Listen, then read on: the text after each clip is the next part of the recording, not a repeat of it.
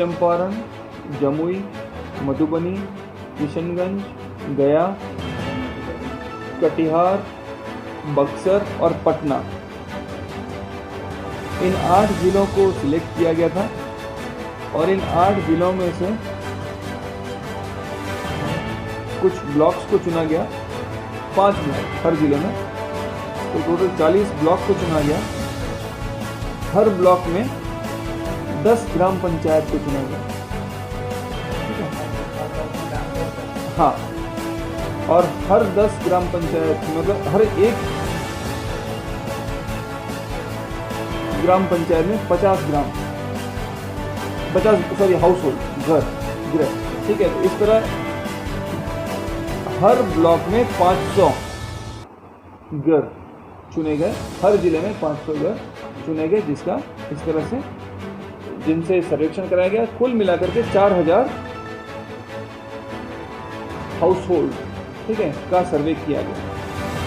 अब इसका डिटेल अच्छा, इसमें देखिए ये एक बड़ा ही साइंटिफिक वे में प्रोसेस होता है, क्योंकि ये कोई एकेडमिक संस्था जब भी इसको लाती है तो उनके सिस्टमेटिक वे में हो जाते हैं, तो कुछ टूल्स एम्प्लॉय करते हैं, जैसे कि क्वेश्चनर बनाते हैं, फिर शेड्यूल होता है उसका, ठीक है, फिर होता है उसका इंटरव्यू कैसे लेना है, किस तरह के माहौल में लेना है, कहीं ये देखते हुए कि भाई सब नॉर्मल है, नॉर्मल आंसर दे सकते हैं, फिर उसको ऑब्जर्व किया जाता है, फिर उसमें डिफरेंट लेवल पे इंटरव्यूज लिए जाते हैं, फिर उसका चेकलिस्ट बनाया जाता है, केस स्टडी बनाई जाती है। अब जो प्रिलिमिनरी फाइंडिंग्स आई है, मैं आपको इन जनरल जो उनका फाइंडिंग आया है वो बता सकता हूँ। इसका डिटेल्ड एनालिसिस वो लोग कर रहे हैं। हाँ, अब ये प्रिलिमिनरी रिपोर्ट है। अगर मैं ये कहूँ कि जैसे डिटेल क्या होता है, तो जैसे हम लोगों ने 2017 में 2017 में जब स्टडी हुआ था आद्री के द्वारा, वुमेन डेवलपमेंट कॉरपोरेशन के द्वारा और बाबू जगजीवन राम शोध संस्थान के द्वारा, इन्होंने अलग अलग समय पर अलग अलग स्टडी किए थे। तो उसमें उन्होंने जैसे बताया था कि पारिवारिक आय में इतने प्रतिशत की वृद्धि हुई, परिवार के बच्चों के स्वास्थ्य और शिक्षा के पीछे इतने प्रतिशत की वृद्धि हुई, महिलाओं में इतने प्रतिशत हिंसा, घरेलू हिंसा में कमी आई, सक्सेसफुल ये हुआ है। तो हम लोग अब इसी क्रम में ज़्यादा संख्या में स्नीफर डॉग की टीम को डिप्लॉय करने के लिए टेंडर हम लोगों ने किया था और टेंडर के बाद में 4 एजेंसीज आई थी और 4 एजेंसीज के साथ में हम लोग उनको काम देने की स्टेज पर हैं। उनको जल्दी से जो हम काम देंगे उस काम में उनकी प्रगति के आधार पर लोग आगे की कार्रवाई करेंगे। और ये जो स्नीफर डॉग होगा, जो अल्कोहल के लिए बेसिकली ट्रेड होगा, और ये एजेंसी है वो अभी जो एजेंसी है वो बंगाल और विशाखापट्टनम से कलकत्ता से बड़ी। निबंधन साइड में हमने आपको पिछली बार भी कहा था कि हम लोग 100% लक्ष्य हासिल करेंगे। 5000 करोड़ के राजस्व लक्ष्य के विरुद्ध हम लोगों ने 5215 करोड़ का निबंधन और जो स्टैम्प शुल्क होता है उससे प्राप्त किया है। जो कोर्ट फीस और अन्य जो प्राप्तियां होती हैं वो सब जोड़ते हैं तो हम लोग 5318 करोड़ का राजस्व हमने प्राप्त किया है, जो कुल लक्ष्य का 105% है। इसमें ये मार्च माह का पूरे वित्तीय वर्ष का 118 करोड़ ज़्यादा होगा। 1 अप्रैल 2021 से लेकर के 31 मार्च 2022 तक का पूरे वित्तीय वर्ष का हमारा टारगेट 5000 करोड़ का था, वो हमने 5300 के ऊपर हमने प्राप्त कर लिया है। और इसमें कुछ ऐसे भी प्राप्तियां होती हैं जो वित्त विभाग के यहाँ से आने वाले दिनों में रिकंसाइल होती हैं बैंक के थ्रू, वो जिसका डाटा हमारे पास नहीं होता है वो भी जब जुड़ता है तो ये करीब फिगर हमारा 5400 पार करेगा। तो जो हमारा लक्ष्य था उससे हम लोग लगभग 107-108% हम लोग प्राप्त कर चुके हैं राजस्व में। और इसी क्रम में राजस्व हमारा जो लक्ष्य है अगले वित्तीय वर्ष का, वो वित्त विभाग ने बढ़ा करके 5500 करोड़ कर दिया है। जो पिछली बार 5000 करोड़ पहली बार रखा था, हमने पहली बार पार कर लिया था, 5500 करोड़ का टारगेट रखा गया है। अवैध शराब के विरुद्ध 17,800 के ऊपर छापेमारी की गई और उसमें 1572 अभियोग दर्ज किए गए हैं। 1915 व्यक्तियों को, अभियुक्तों को गिरफ्तार किया गया है और 86,744 बल्क लीटर शराब बरामद की गई है। और इसी दौरान लगभग 300 के आसपास, मतलब 294 वाहन भी जब्त किए गए हैं। हम आपको पूरे माह का मार्च का 1 मार्च से लेकर 31 मार्च तक में जो कार्रवाई हुई है उसके बारे में एक ब्रीफ देंगे कि इस दौरान टोटल 83,988 छापेमारी की गई। कुल 10,057 अभियोग दर्ज किए गए। 11,888 अभियुक्तों को गिरफ्तार किया गया और कुल मिलाकर के 2 लाख लीटर देशी शराब और 1,74,000 विदेशी, मतलब कि 3,75,000 कुल शराब बरामद की गई इसी दौरान। और इसमें होम डिलीवरी से जुड़े व्यक्ति भी 917 गिरफ्तार किए गए। मार्च के पूरे माह में 1,887 वाहन जब्त किए गए हैं और रेल मार्ग में भी तलाशी अभियान जारी है और ड्रोन के माध्यम से भी लगातार छापेमारी जारी है। इस दौरान जो ड्रोन से 40 से 45 की संख्या में ड्रोन कार्यरत रहे विभिन्न तिथियों पर, और इस दौरान 952 अभियोग दर्ज किए गए हैं और बहुत सारा अवैध शराब और जावा महुआ वगैरह विनष्ट किया गया है। इस दौरान एक बात ये सामने है कि पूरे मार्च माह में हमने पिछली बार कहा था कि ट्रायल कंप्लीट होने का जो दर है वो लगातार बढ़ता जा रहा है।